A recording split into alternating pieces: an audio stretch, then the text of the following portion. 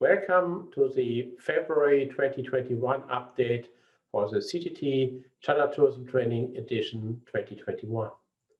CTT is offered in 5 different tracks for hospitality, destinations, retail, attractions, and transportation by COTRI, China Outbound Tourism Research Institute, based in Hamburg in Germany, in cooperation with the Hong Kong Polytechnic University School of Hotel and Tourism Management. This update is provided first of all for all members of the CTT Alumni Network, CTTAN, and all current participants of the CTT online training. The video you're watching now is also available for all other persons and companies interested in China's outbound tourism, still the biggest tourism source market in the world. CTT Alumni Network members are furthermore provided with an access to the CTTAN library, which is extended every month with more relevant and exclusive content. The CTTAN membership is free of charge and will offer additional benefits during the coming months and years. My name is Professor Dr. Wolfgang Georg Arndt. I've been working with the Chinese tourism market for more than 4 decades as a tour operator and as a tourism professor, and since 17 years as a founder and CEO of COTRI. The content of the CTT edition 2021 has been completely updated to reflect the developments during the COVID-19 pandemic and the changed needs, demands, and expectations of Chinese outbound travelers for the pandemic era. The changes that were the result of the crisis in 2020, from the rise of new social media platforms to the increased interest of Chinese outbound travelers to visit nature, to travel with their family, to visit less crowded and new places, and of course the increased attention paid to safety and sanitation are reflected in the updated content of the trainings. The monthly update presents some of the current developments in the Chinese outbound market, as in addition to the extensive information provided in the CTT program, which ends for successful participants with a verified university certificate from the Hong Kong PolyU and COTRI. More information about how to participate in the CTT China Tourism Training is available on www.china-outbound.com. So during the Chinese New Year period, which in 2021 saw the beginning of the Yin Metal Ox year on February the 12th, and happened under the conditions of COVID-19 being almost contained in China, but with the SARS-CoV-2 virus occasionally still popping up again in local outbreaks. Accordingly, travel was officially discouraged during the Chinese New Year. By the way, in most of the Chinese New Year wishes which flooded the email inboxes and LinkedIn posts, the Lunar New Year was mentioned again and again, even by Chinese senders who believe that China is following a lunar calendar. In fact, that's not the case. Because if this would be the case, like it is with the Islamic or the Jewish calendar, each year would only be 354.36 days long, which is 12 moon periods of each 29.53 days. So it would be about 11 days shorter than the solar year, and Chinese New Year would be traveling backwards through the seasons, like the Ramadan is doing. For instance, the Ramadan in 2020 started on April 24th, but Ramadan 2023 will start on March 23rd, 1 month earlier. To avoid this changing of through the seasons, the Chinese calendar adds about every 3 years a 13th month to the year. So China does not use a lunar calendar. It has been using a lunisolar calendar for the last 3,000 years since the Zhou dynasty. So talking about travel during Chinese New Year Golden Week, the official tally of around 1.7 billion trips is still more than half the number of the trips of 2019 and still constitutes the largest exercise in mobility on our planet. Safe trips by private car and to smaller destinations, which in fact, of course, filled up very quickly, even increased, and the prices for car rentals doubled during the festive period. In fact, The total number of new cases of COVID-19 in February 2021 amounted to no more than 371 cases, with not a single death reported during the whole months, despite the enormous amount of traveling going on during the New Year period. As of February 28, 2021, China therefore moved further down to position number 85 in the global COVID-19 list in terms of infected persons in total, and to position 52 in terms of persons who died from the virus. If the number of deaths per million inhabitants is calculated, China is still on position 190 out of 221 political entities listed on worldometer.com. Outbound, about 100,000 mainland Chinese visited Macau as they are in February 2021, because this is until now still the only destination mainland Chinese can visit without the need for quarantine after coming back to the mainland. Other than that, practically no leisure outbound trips happened during the Chinese New Year Golden Week. Towards the end of the month of February, more signs for positive development of China's outbound tourism became visible, indicating that the COTRI slogan, "The light at the end of the tunnel is a Chinese lampion," will become true for the global tourism industry. So the Global Times, the more jingoistic of China's two English language daily newspapers, which is known for rather closely following the party line and government policies, ran an article on February 23rd with the headline, "World Sees Possible Tapering Off of COVID-19 as Cases Plummet. Travel restrictions expect to relax as early as April, Chinese scientists say." And the subheading, "Travel restrictions to be eased as mass vaccinations in Northern Hemisphere expected in April." In the article, it was stated that, and I quote, "Several scientists believe that those positive signs point to a possible tapering off of the global COVID-19 pandemic.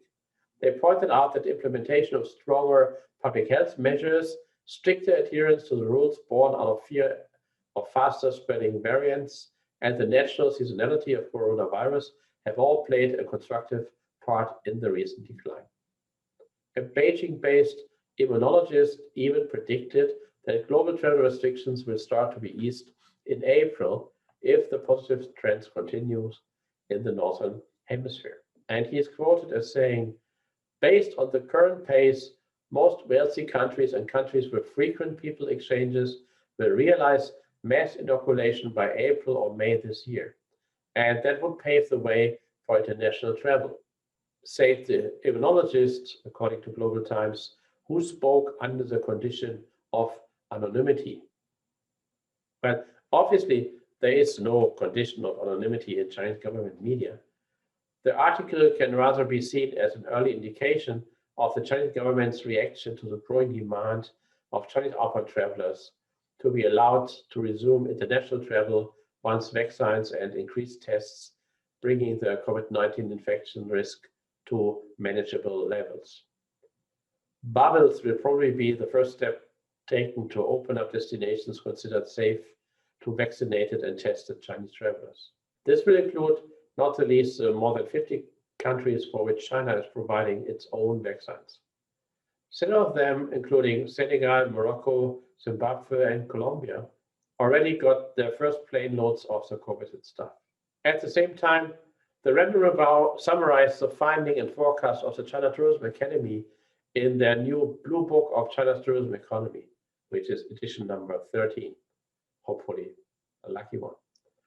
It is estimated that in 2021, the number of domestic tourists in China will reach 4.1 billion, with a domestic tourism revenue of 3.3 trillion renminbi, which represents an increase of 42% and 48% respectively over the previous year, 2020. And don't forget that in China, for the bigger part of the year 2020, there was regular tourism happening again domestically. So going in the same direction as the Global Times article just mentioned, CTA forecasted that given the smooth spread of the COVID-19 vaccine and the relatively positive vaccine effectiveness, inbound and outbound tourism markets are both expected to start again in a developed fashion in the second half of the year 2021, returning to about 30% of the pre-epidemic period. CTA also stated that the number of Chinese citizens traveling abroad in 2021 could be expected to increase by 70% compared to the previous year. Looking at the numbers, 30% of the pre-epidemic period would translate into roughly 50 million trips, whereas a 70% increase in 2021 compared to the about 80 million trips in 2020 would only translate into about 30 million trips. But in any case, the doom and gloom forecast from some Western sources, which see no Chinese arrivals at all in 2021, are not borne by these publications or by any of the many surveys undertaken. Rather, it seems that still more than half or even up to 2/3 of all former outbound travelers in China are eager to start traveling again outside China as soon as possible. So together with the EU vaccination passport development, the UK announcement of an end of all restrictions by June, the Thai government's ideas to open up Thailand from July again for tourism, and most importantly, the global number of persons dying from the results of the virus infection continuously falling, there is hope that China's outbound tourism will start again in the coming months. It will, however, be different and will need to be different and more sustainable compared to the first wave up to 2019.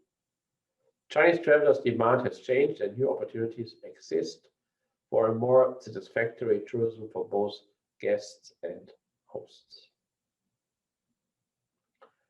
For the restart of China outbound tourism, still three things have to come together: permission to leave China and to enter the host destination without quarantine on the way back or the way out into the destination based on testing and vaccination instead.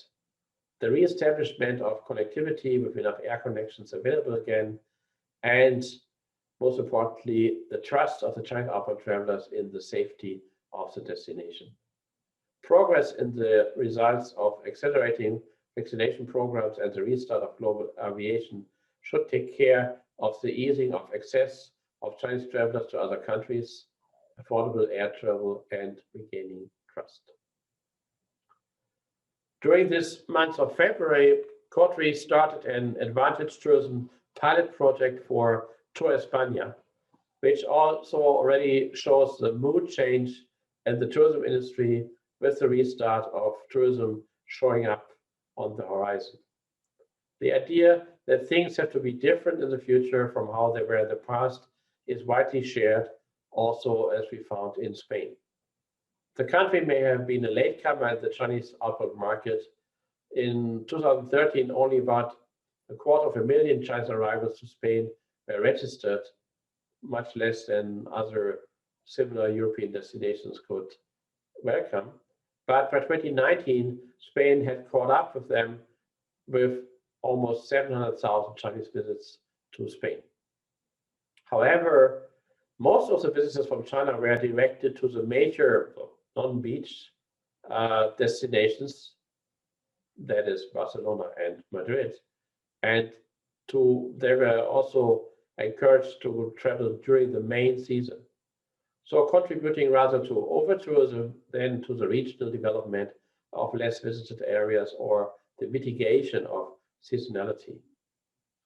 The Advantage Tourism Program provides help in reaching such goals in the future with a sustainable approach based on trainings and the development of bespoke offers, especially in the field of gastronomy and regional products shopping. So that's it for the update for February 2021. Again, we wish you all a happy, safe, and hopefully prosperous new year of the Yin Metal Ox. Hopefully with a lot of satisfied Chinese visitors arriving at your destination or using the services of your company and recommending them to their friends and peers.